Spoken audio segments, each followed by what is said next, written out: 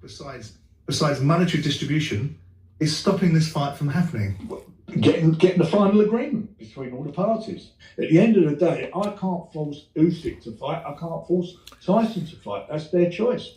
They're the guys getting in the ring, and at the end of the day, we're either going to make this happen or not. Either Tyson Fury wants to unify this division, or he doesn't, or it's just simply all about money. It's not about the credibility of what he's actually going to do, and we're not going to see undisputed. I keep saying we're in a couple of days we'll have an answer. It's not going to go past the end of this week, that's for sure, because the proposed date is the 29th of April, and we have to we have to contract with the venue and so forth to make it happen. We got Tyson Fury telling us endlessly he's undisputed and the best in the division. You've got an opportunity to make it. So now we're going to horse trade over 10 million quid in a 60 million pound fight. That's what it feels like.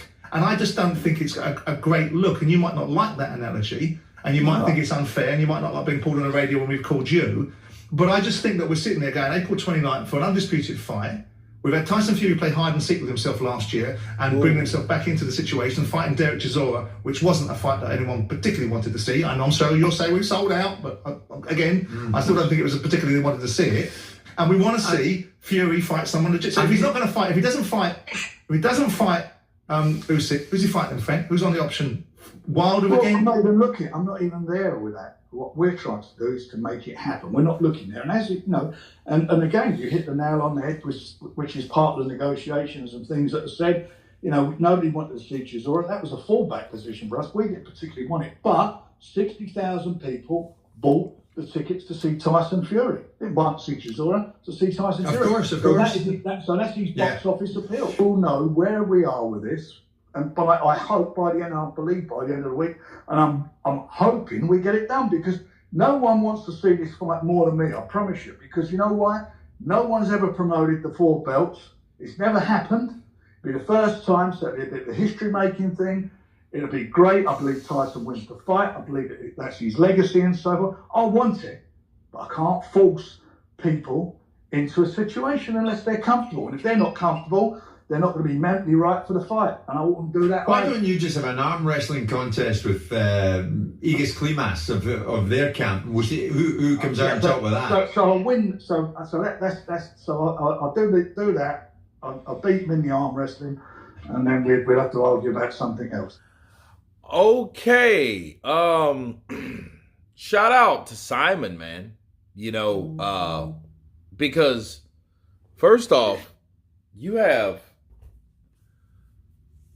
Just get to the point. Like, hey, what's going on?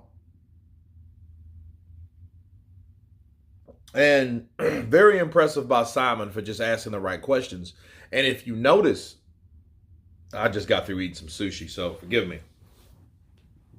If you guys notice, Simon Jordan shut Frank Warren down. Normally, Frank Warren has some type of brash comeback with, oh, well, this is what happened. He was speechless. He was in agreement. He had no rebuttal. He had no arguing points. He had nothing. I mean, absolutely nothing to come back with. And that tells us everything we want to know. He knows it's Tyson Fury. He knows that money is a small amount of money, or a smaller amount of money, what they liked or that they would like to have. And that just shines more of a light and amplifies the fact that why did Tyson Fury turn that money down? I think the question we should ask each other now is, why did Tyson Fury get denied the money that he wanted? That's more of a question you ask, not what they offered him. Because what they offered him, Tyson wasn't going to go for, because he was trying to be a businessman and trying to be greedy, like a lot of those Furies. You look at that Tommy Fury, Jake Paul handshake shit. Like, that just shows you that they're trying to get and squeeze every dollar out of this sport that they can. Well, according to some people, there's nothing wrong with that, unless it deals with fights that people want to see that never gets made. All right? And I see what's going on here with Tyson Fury. Tyson Fury has fucked up. He's fucked up, and he's looking for a way out. The bag in Saudi Arabia was overlooked. And I think it was due to ego.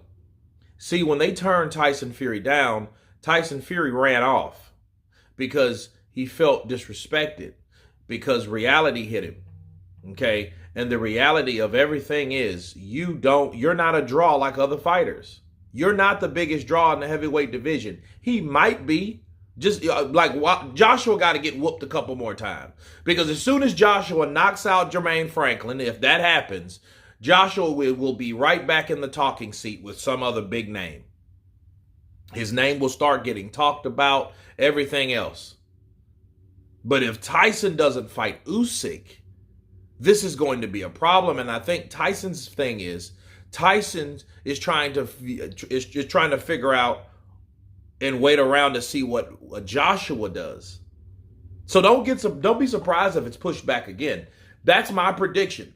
I predict April 29th, because remember, it's supposed to be March 4th. March 4th was last Saturday, right? So it's been pushed back. I think Tyson Fury's waiting to see what Joshua's going to do. Because then he can know to have a comparison on what he can do. Then he may, I don't know who he may fight. But Oleksandr Usyk by that time, and in his party, may just get, frustrated and move on and go on about the business or whatever. You know what I mean? And then he'll be off the hook for that undisputed fight. But one thing Frank did say is they came, 60,000 people came to see Tyson Fury. But look at the ticket sales. Look at the ticket amounts. That wasn't in Texas Stadium.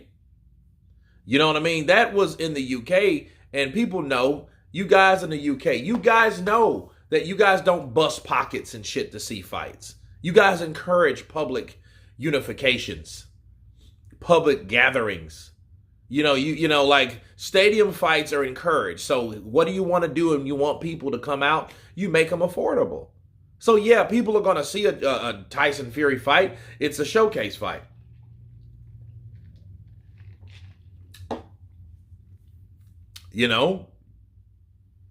But wasn't 65,000 people there to see Joshua and Usyk?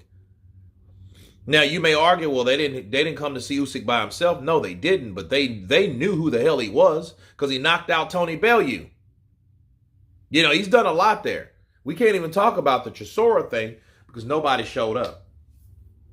But it's just interesting to hear Frank Warren again, man, quiet, no rebuttal. And again, Simon Jordan put him on blast, but understand this in closing.